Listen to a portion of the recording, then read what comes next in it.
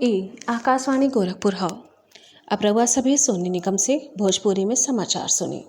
प्रधानमंत्री नरेंद्र मोदी आज जोर दे के कहले कि कोरोना महामारी देश के अर्थव्यवस्था के रफ्तार के धीमा भले कैले हवे, बाकिर भारत विकास के राह पर फिर से वापस लौट आई। श्री मोदी इहो कहले कि भारत प्रयोजन, समायोजन, अवसंरचना, निवेश और नव प्रवर्तन के जरिए विकास के राह पर आगे बढ़ी और आत्मनिर्भरता का लक्ष्य हासिल करे।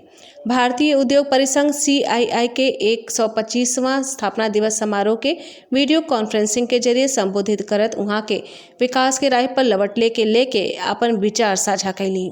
आज भी हमें जहां एक तरफ इस वायरस से लड़ने के लिए सख्त कदम उठाने हैं, वहीं दूसरी तरफ इकोनॉमी का भी ध्यान रखना है। हमें एक तरफ देशवासियों का जीवन भी बचाना है, तो दूसरी तरफ देश की अर्थव्यवस्था को भी स्टेबलाइज करना है, स्पीड अप करना है। इस सिचुएशन में आपने गेटिंग ग्रोथ बैक इस बात को प्राथमिकता दी है और निश्चित तौर पर इसके लिए आप सभी भारतीय उद्योग जगत के लोग बधाई के पात्र हैं। बल्कि मैं तो गेटिंग ग्रोथ बैक से आगे बढ़कर ये भी कहूंगा, yes we will definitely get our growth bank.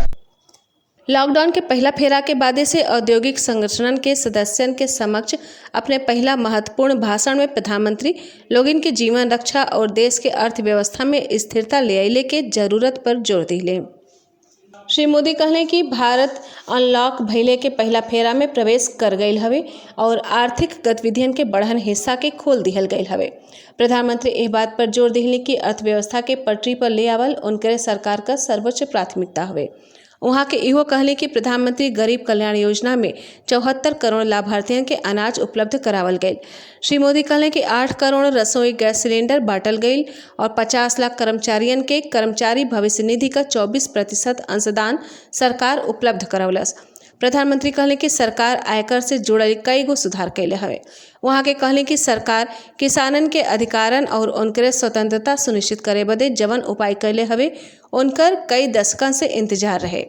सूक्ष्म, लघु और मध्यम उद्यम का जिक्र करत प्रधानमंत्री कहले कि एह तरह के इकाई देश के सकल घरेलू उत्पाद में 30% का योगदान करेली और एहकर देश के आर्थिक स्थिति पर जबरदस्त प्रभाव पड़ेला।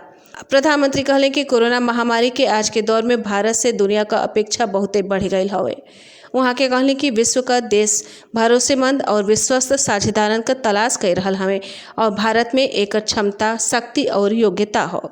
वहाँ के made in India, made for the world का आह्वान करत देश के आत्मनिर्भर बनाए पर जोर दिले। मुख्यमंत्री योगी आदित्यनाथ सज्जो जरूरतमंद मनैयन के खाद्यान्न उपलब्ध करवले का निर्देश देत कहले कि इस सुनिश्चित कैल जाए कि राज्य में केहू भूखा न रहे। वहाँ के कहले कि प्रदेश सरकार निराश्रितन के खाद्यान्न उपलब्ध करावे बदे 1000 रुपया, बीमार भइले पर इलाज बदे 2000 रुपया और निराश्रित मनई के मौत पर अंतिम संस्कार बदे ओकरे परिवार के 5000 रुपया दिहले का व्यवस्था कैले हवे। लखनऊ में अपने सरकारी आवास पर आज एगो उच्च स्तरीय बैठकी में लॉकडाउन व्यवस्था का समीक्षा करत मुख्यमंत्री कहले कि पुलिस लगातार पेट्रोलिंग कई के इस सुनिश्चित करे कि कहीं भीड़ इकट्ठा न हो।